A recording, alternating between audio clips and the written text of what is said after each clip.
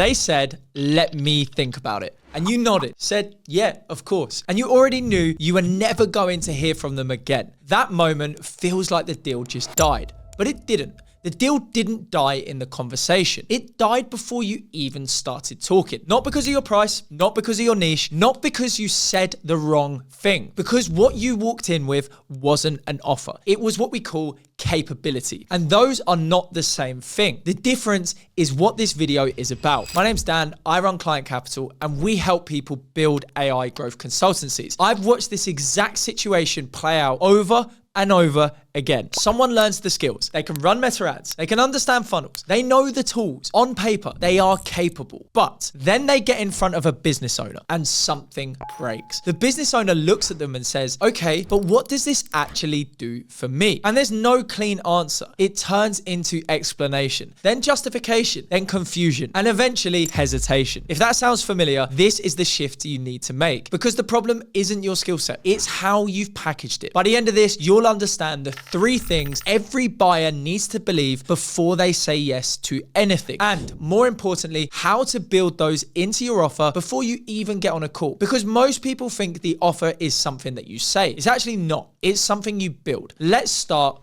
with the gap.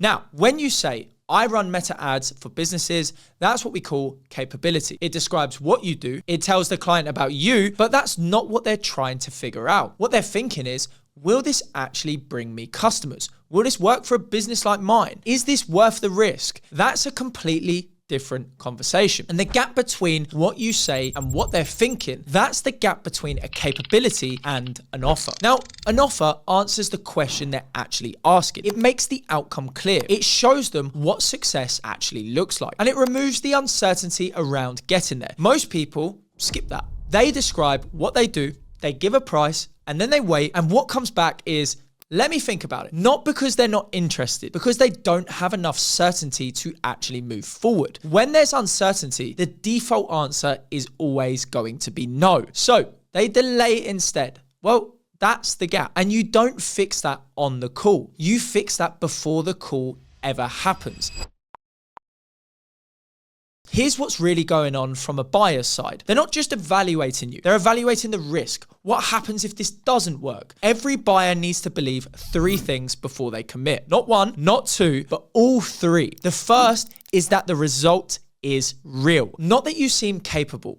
Not that you sound convincing, that the actual outcome you're talking about feels real to them. Something that happens in their world, in their industry, with businesses like theirs. If you can't picture the result happening to them, they won't move. The second is that someone like them has already got it. This is where most people get it wrong. They show generic proof. We help businesses get more leads. Well, that doesn't land anymore. What lands is, we worked with a clinic similar to yours and booked 14 new patients in their first month. Now they can see themselves in it. Now, this makes it feel relevant. It makes it feel possible. And the more specific the proof, the stronger the belief is. The third is the one almost nobody builds properly. They need to believe if this doesn't work, that they're not stuck. This is the risk piece. And people avoid it because it feels uncomfortable. They think bringing it up makes them look uncertain, but it does the opposite. It shows control. It shows experience, and it shows that you fought beyond the pitch. When you clearly explain what happens if things don't go to plan, you remove the final reason someone has to hesitate. That's what closes deals. Not pressure, not persuasion, but clarity. Pause for a second and think about your own offer. Not what you do, what you actually sell. Can you explain it in 1 sentence what the client actually gets? Not your process, not your tools, but the outcome. Can you point to a specific example what the outcome has already happened in a way that someone in your niche would immediately relate to? And can you clearly explain what happens if the result doesn't materialize? What you do next, what they're protected from, what the process actually looks like. If you can answer all 3,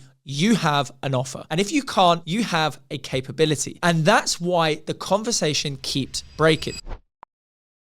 Now, I hear this all the time. I don't want to promise something I can't guarantee. Well, good. You shouldn't. That's not what this is. This isn't about over-promising and under-delivering. It's about defining. Here's the result we're aiming for. Here's the evidence it's achievable. And here's what happens if we fall short. That's not risky. That's professional. The real problem isn't fear of failure. It's lack of clarity. Because when the offer is vague, failure is vague too. And that's what creates hesitation. Clarity removes that. And one more thing, clients don't have a problem paying for this. They don't have a problem paying for AI. They have a problem paying for something they can't clearly see working. They will always pay for a clear outcome, backed by proof, with the risk removed. It's how every buying decision actually works. So let's bring this together. An offer is not what you can do. It's what the client gets. Every buyer needs to believe three things. The first one, the result is real. The second one, someone like them has already achieved it. And the third one, they're not stuck if it doesn't work. Most people build one of those things and hope the rest fills itself in. Well, let me tell you, it doesn't. That's why the deal dies. And that's why let me think about it keeps happening to you. Build the offer properly and the conversation changes completely. Now, if you want help putting this together for your situation, there is a link in the description where you can book a call with the Client Capital team today. We'll look at your niche, your positioning, and help you turn what you're doing into something clients actually say yes to. Before you go, I want you to do one thing. What's the part of your offer you're most stuck on right now? Is it the outcome? Is it the proof? Or is it the risk piece? Drop it in the comments. I literally read every one. Make sure you subscribe and I'll see you in the next video.